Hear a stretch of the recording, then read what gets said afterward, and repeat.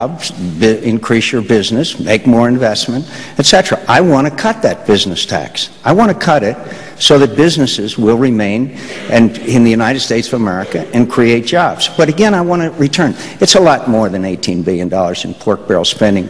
I can tell you it's rife. It's throughout. The United States Senate will take up a continuing resolution tomorrow or the next day, sometime next week, with 2,000. Look at them, my friends. Look at them. You'll be appalled. And Senator Obama is a recent convert after requesting $932 million worth of pork barrel spending projects.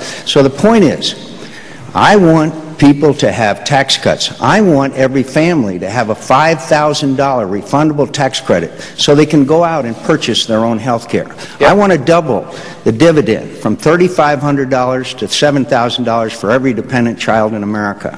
I know that the worst thing we could possibly do is to raise taxes on anybody, and a lot of people might be interested in Senator Obama's definition of rich.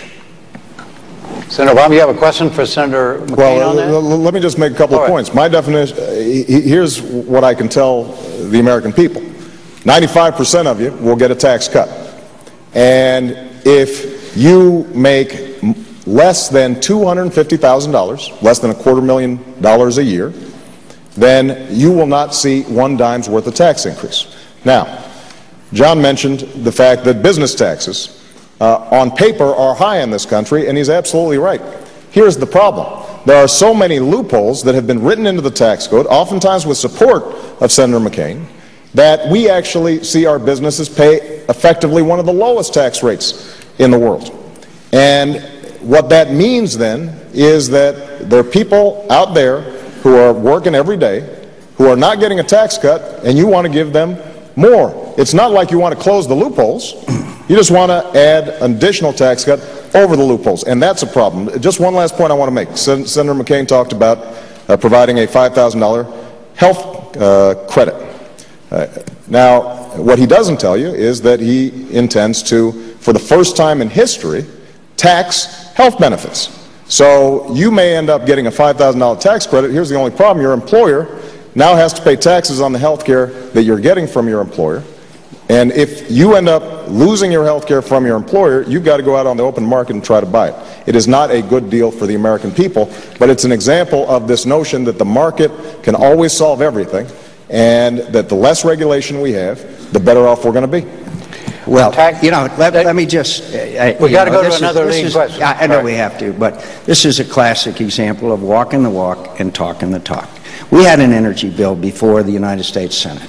It was festooned with Christmas tree ornaments. It had all kinds of breaks for the oil companies. I mean, billions of dollars worth. I voted against it.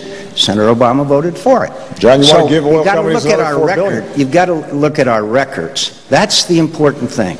Who fought against wasteful and earmarked spending? Who has been the person who has tried to keep spending under control? Who is the person who has believed that the best thing for America is to have a tax system that is fundamentally fair? And I've fought to simplify it, and I have proposals to simplify it. Let's give every American a choice. 2 tax brackets, generous dividends, and let Americans choose whether they want the existing tax code or they want a new tax code. And so, again, look at the record, particularly the energy bill.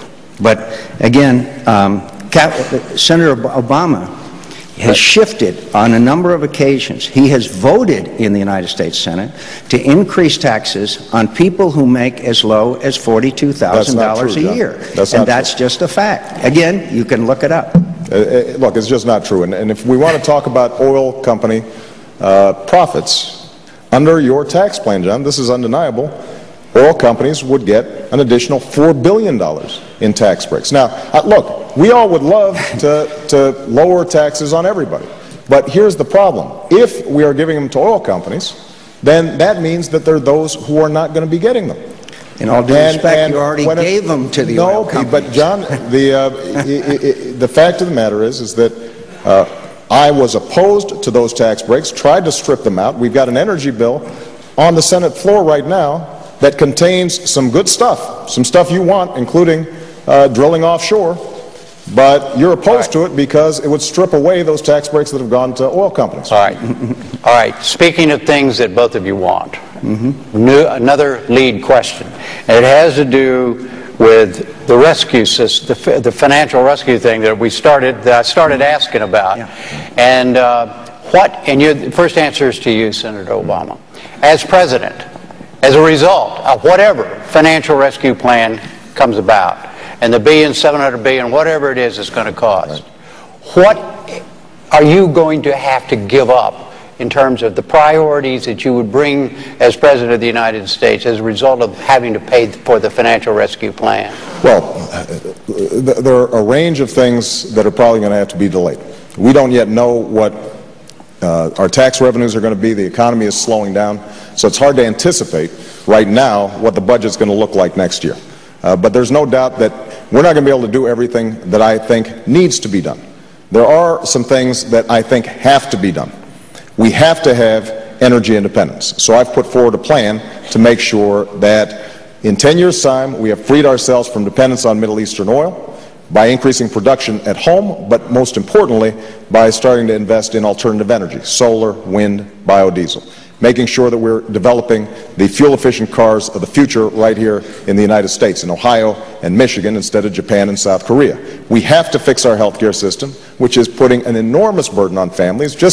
A report just came out that the average deductible went up 30% on American families. They are getting crushed, and many of them are going bankrupt as a consequence of healthcare. I'm meeting folks all over the country. We have to do that now because it'll actually make our businesses and our families better off.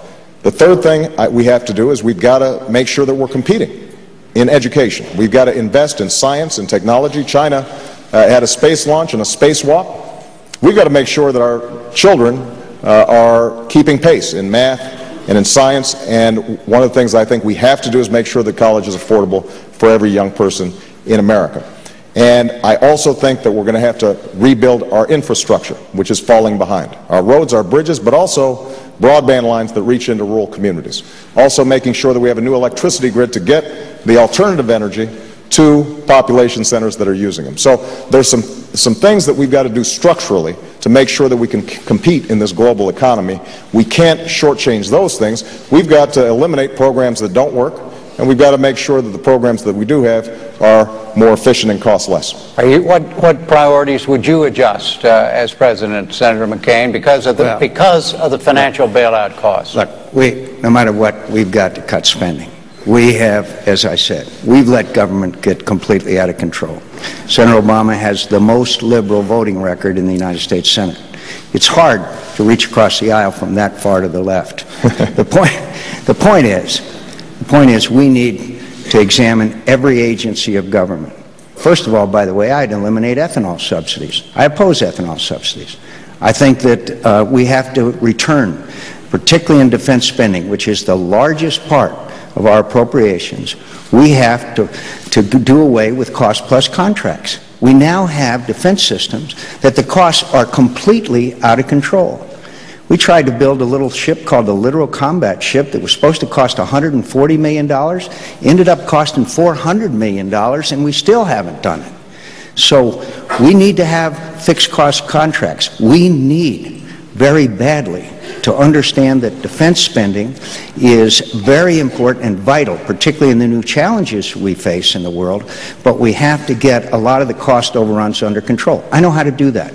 I saved the taxpayers $6.8 billion by fighting a contract that was negotiated between Boeing and DOD that was completely wrong. And we fixed it, and we killed it, and people ended up in federal prison. So I know how to do this, because I've been involved in these issues for many, many years. But I think that we have to examine every agency of government and find out those that are doing their job and keep them, and find out those that aren't and eliminate them. And we'll have to scrub every agency of government. But if I hear the two of you correctly, neither one of you is suggesting any major changes